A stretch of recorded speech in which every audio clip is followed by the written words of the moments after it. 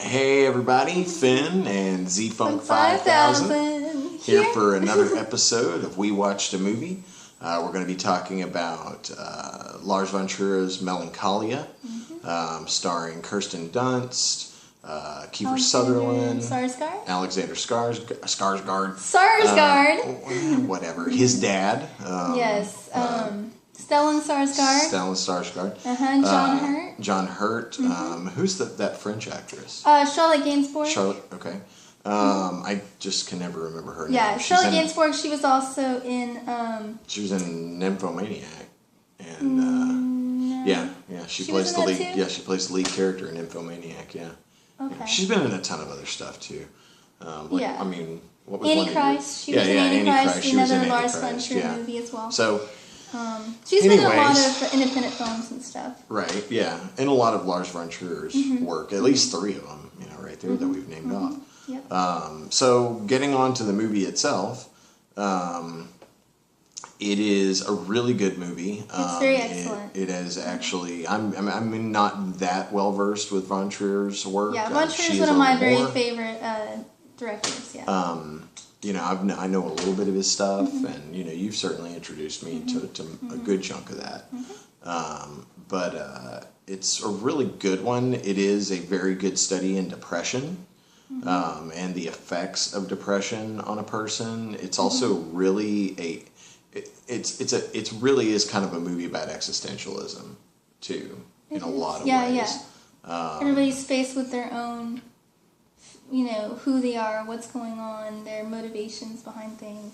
Well, and just also that sense of how, with existentialism, you have the question of, is there a point to any of it? And with that, once you, especially as you start getting closer to the end of the movie, because I don't know if y'all are aware, the movie itself is about it's about 2 sisters, one of them who has just been married.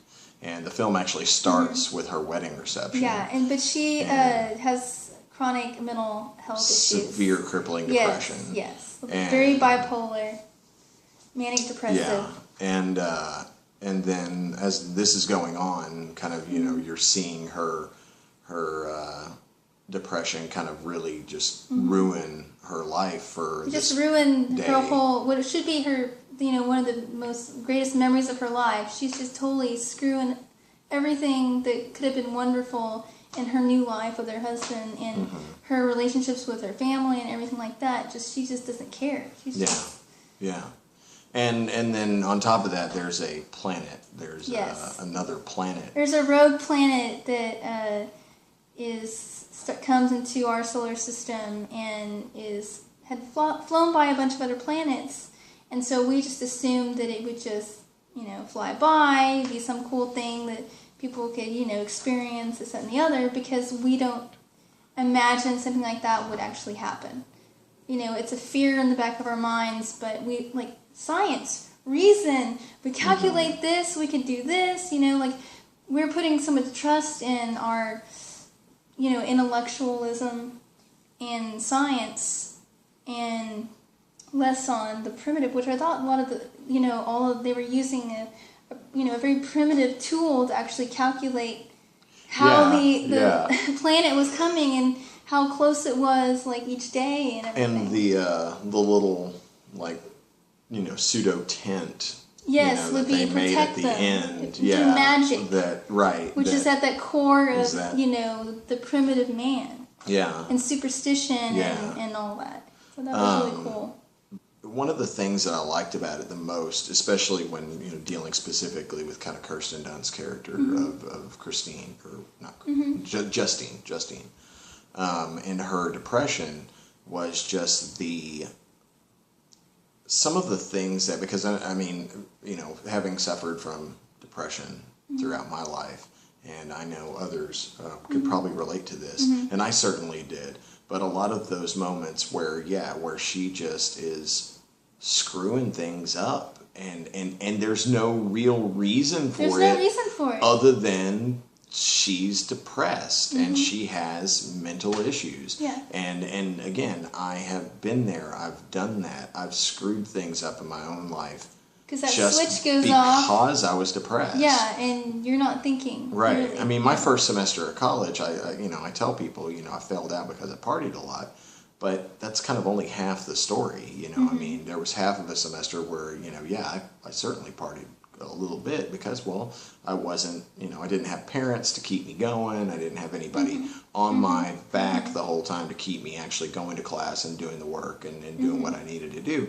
But at the same point, really about halfway through that, and it was really after the Thanksgiving holiday, that last half of the semester, I slept a lot. Because you just knew there was no hope, right. Or you thought there was no hope. I think, no, because I was probably in the grips of a state of depression, even after getting there, in the immediate, first few weeks of being there. I think I kind of hid it and buried it underneath a lot of that, going out, drinking, partying, hanging out with my friends, self-medicating, all that. And but at the end of the day, I was still depressed, and I think it was just that distance from anything that was familiar, that shock. The newness of it all, the fact that I was, I'm supposed to be an adult now. At that point. Right. Or at least in my head, I thought I was supposed to be an adult. But you had the maturity still of a kid, and you weren't able to handle it at that point. And then feeling like a failure on top of that, that's, just kind of made the depression worse. And then, and it just, it got to a point where I was sleeping 12, 13 hours at a time during a day. And that's, that's a huge, huge sign of depression.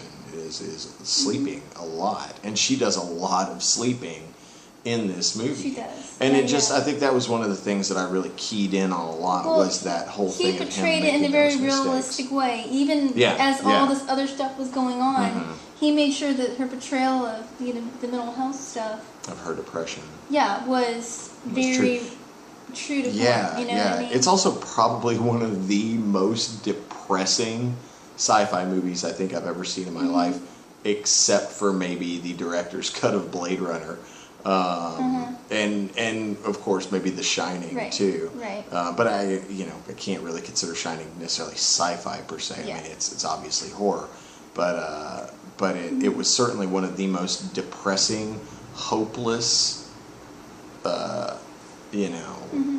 science fiction films that I've ever seen in my life. And I wanted to make a point about, this is a very common thread in Lars Von Trier's movies.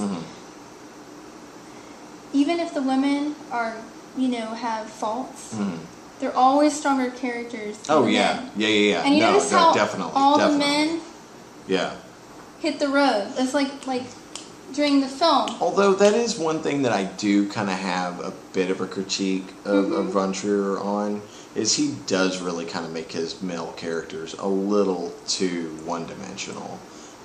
They're always something, they're always kind of one-dimensional. I mean, her boss is just a jerk, her husband is clueless, her brother-in-law, again, he's an arrogant jerk. Coward. He's a coward. And a coward. I mean, his hubris ultimately kind of is what gets him. And that's another thing, too, is there's a big riff on... it's not just him, it's a critique on society. I was going to say that. It really, it talks kind of through his journey with figuring out or having, placing all of his faith in science and what scientists are saying about the approach of melancholia, and then eventually realizing that, oh God, they were wrong. This thing's going to hit us. It really does it's like a microcosm of the hubris of humanity as a whole sometimes, and how we think, oh, well, we figured this out with science, and we're so evolved, and so, And later on, and then we were like, oh, crap, we didn't, we miscalculated, something was off. I also like the Bergman feel of it. It really felt not Cries and Whispers. Was it Cries? Yeah, Cries and Whispers. It feels a lot like that, just being set in the one location the whole time. And you never move from that house. But that also kind of reminded me also a little bit of The Shining in that sense too. Right. You never leave that location. And everything, all the action takes place in that one right. house Well, on the ground. At first, it's a place of safety and comfort, right. and then it becomes a prison almost. Well, it becomes their tomb, yeah. essentially. Yeah. I mean, by the end of the film. But it's definitely a good film. If you're really into, like, you know, art house cinema, for sure, check it out. I give it very high ratings. I thoroughly enjoyed it, as, you know, kind of, you know, tough as it is to watch at points.